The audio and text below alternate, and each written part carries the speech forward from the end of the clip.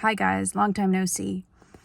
I wanted to make this quick video because I was just thinking about like really heavy truths today in the morning for whatever reason, and it just came to my attention that we live in a world that can sometimes be so rigged against you, unfortunately, at times, that it just made me realize that the worst thing you could do to yourself is to believe that you're not worthy of the things that you deserve.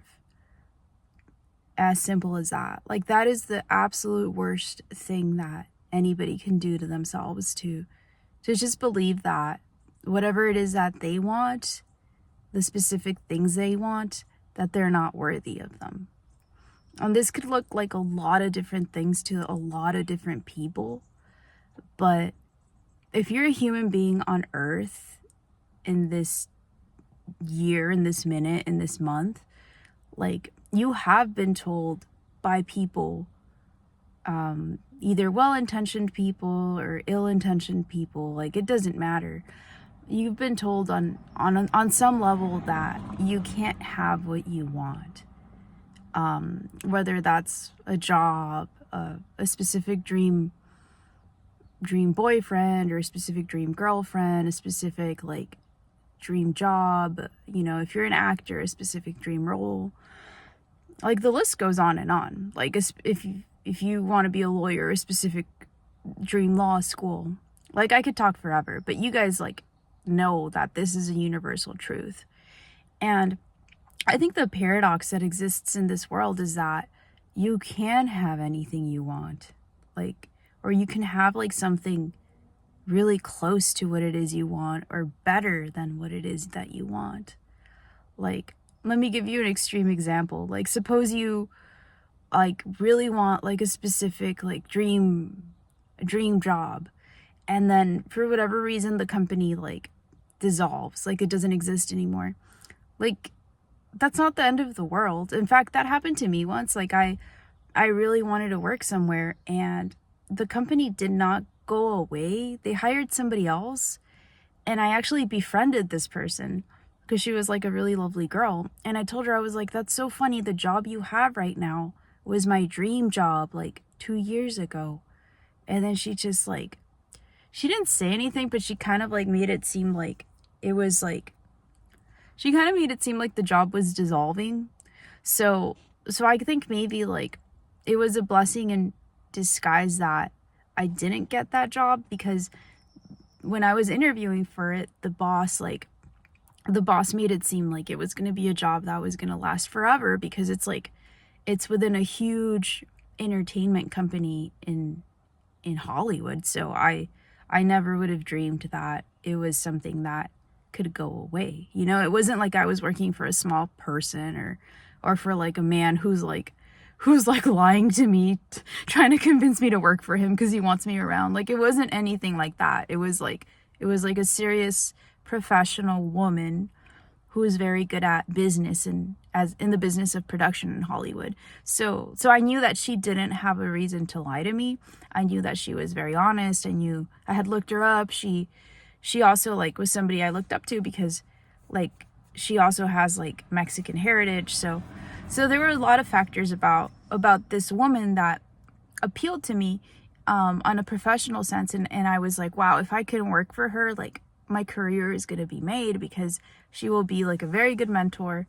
And, I just, there was just stars in my eyes. So it was really heartbreaking for me to not get that job, because in the months and the years that followed, like, I didn't come close to something so exciting. But then, now that I met the person who did get the job, and then she told me like, no, Marley, like, I'm gonna do what you're doing, which is to like go and venture and independently produce some of my own projects. Like, when she said that, I was just like, it hit me. I was just like, wow, like my guidance didn't make a mistake. Like, it wasn't a mistake that I didn't end up there because I got rejected from that job. I went on and I started producing my own films. I started thinking like an entrepreneur. But anyways, back to the subject. I want to keep this under 10 minutes. Guys, truly the worst thing you could do for yourself is to believe that you're not worthy of the things that you want. I know that, like, in this case, I gave a very specific example with a job, but you guys are very smart. You can apply this to anything, like whether you want like a boyfriend, a girlfriend, a house, whether you want better health, and the doctors are telling you like, no, like people don't really recover from this, or you're gonna have to live with this all your life. Like guys, no, there's stuff out there. Like there's always an alternative solution. There's always a silver lining of hope. There's always different treatments. There's always different studies that are coming out. Like don't let the naysayers limit you. That's all I came here to say, because another thing that I wanted to say is that, and I think this is kind of dark, but it's kind of true, and it's very true, and I just wanted to talk about it. The people who, it's almost like a paradox. The people who think that they are worthy to receive the things that they want, receive them. And the people who think that for whatever reason they are not worthy to receive the things they want. And a lot of the times these are people that have childhood wounds and you know the usuals, which is a lot of us. The people who are told that they don't deserve the things they truly want, those people sometimes don't end up getting the things they want because they believe that lie. And if they were to, meditate or look inwards for like a few minutes a day, every day, and just really think like, why would I think that I'm not worthy of this job? Or why would I think I'm not worthy of being friends with these people that I really want to be friends with, or have this dream partner? Like, why would I think that? And if you really go and dissect and you go back to your childhood, you'll realize that there was probably an instance where somebody told you something really mean that wasn't true. Or there was an instance where maybe you had a caretaker who was not really doing their job and for whatever reason instilled these thoughts in your head. So your job now as an adult, that I assume you guys are all adults, is to go back and just to identify like when was that instance where they made me believe I wasn't worthy of these things, like in my specific example, like I'm American, but I'm Mexican American, so I have Latin heritage. When I was growing up, I believed that I couldn't have like the money that for example, like a white man has, it was a belief that was just, I don't know how it was given to me, but it was given to me. And when I went to the university, at the university, I think people meant well, but when people go to the university, they're still young, their belief systems aren't really their belief systems. They're the belief systems of like their parents or the news or whatever.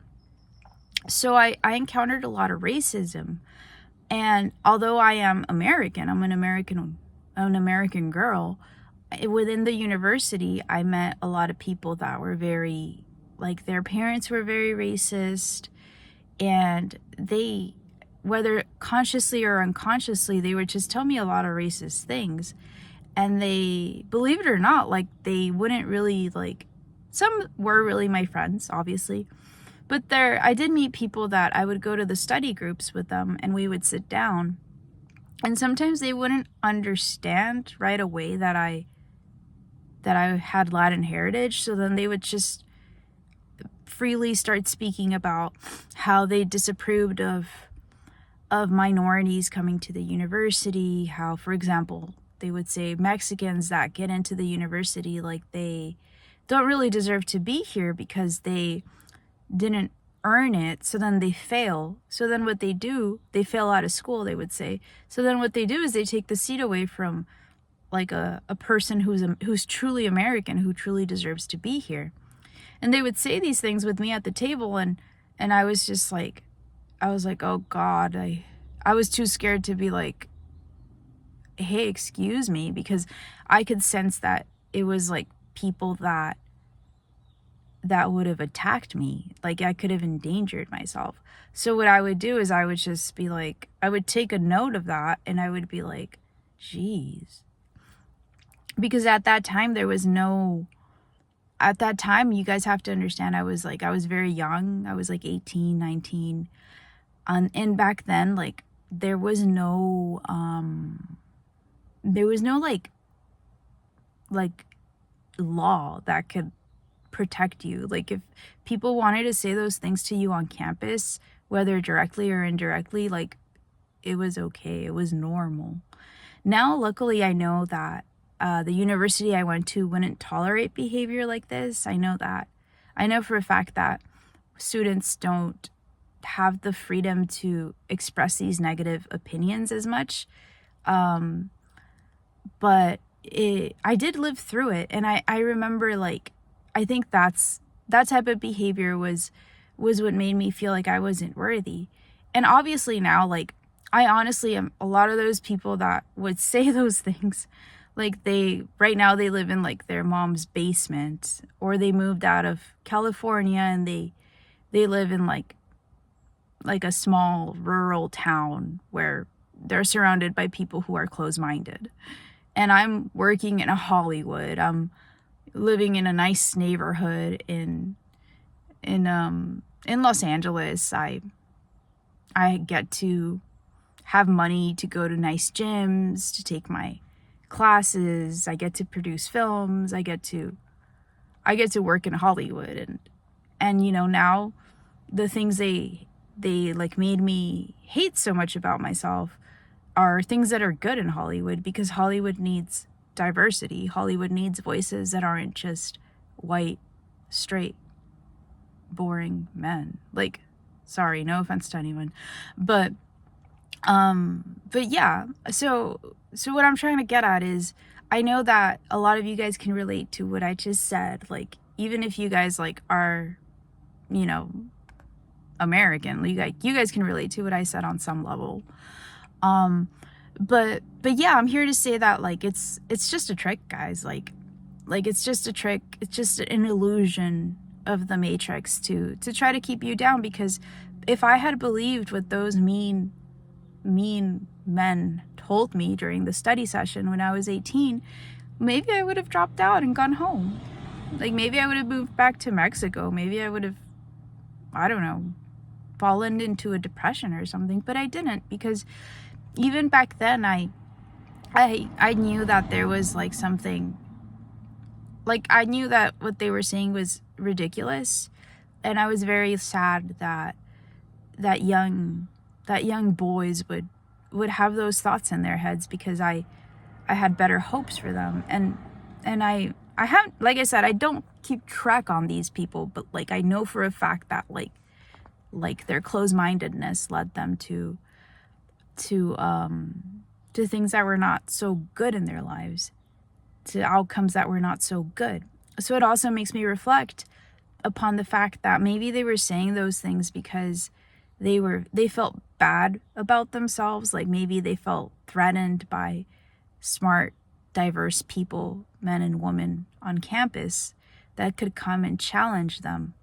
Maybe they felt that they were getting their opportunities taken away from them because they felt that they weren't like gonna be able to compete with a more diverse pool of people. They probably felt that they were only capable of competing with people that were exactly like them. Maybe they were made to feel bad because maybe their parents were abusive to them. Maybe because if they had felt good about themselves, well then happy people are not miserable. Happy people aren't hating on others. Happy people are happy. Like, I did meet happy people of all colors, of all shapes, of all sizes, of all genders at the university that I went to. So yeah. And yeah, the university I went to was in Los Angeles. Like, it wasn't like in a very racist like state, and it wasn't in a very rural or isolated state. So that's why I was I was shocked, and I wanted to share that experience. But anyways, guys, do not let anyone make you feel bad about yourself, because when you feel bad about yourself, you become a target to predators. You become a target to settling for stuff you don't want. Like when you don't feel like if I had felt bad about myself in that instance, I would have moved to a university that was not that good, or I would have not finished my studies. And I've been told that stuff a lot of times, like especially in Hollywood. Like I get told so many times that I'm like so many like ridiculous things, but because I have now a good sense of myself, like I just laugh at people like that. Like maybe I don't laugh to their faces if like they're like a big producer at like some fancy studio, but I still laugh at them. And I let them know that their words have no effect on me, because I know that one day those big mean producers that told me those things, one day they're not going to be working anymore. One day they're going to be, and actually pretty soon, they're going to be in like a nursing home, in a retirement home. And all that they're going to remember is, when are my pills due? When is lunchtime? Like that's all they're going to remember. Like they're not going to remember me in a few years. So it's okay. Like I don't care, because the one who's going to be sitting at that table making decisions about productions is me. And I hope that's the energy you guys bring into the stuff you do today. Well, I hope you guys like this blurb. Talk to you later.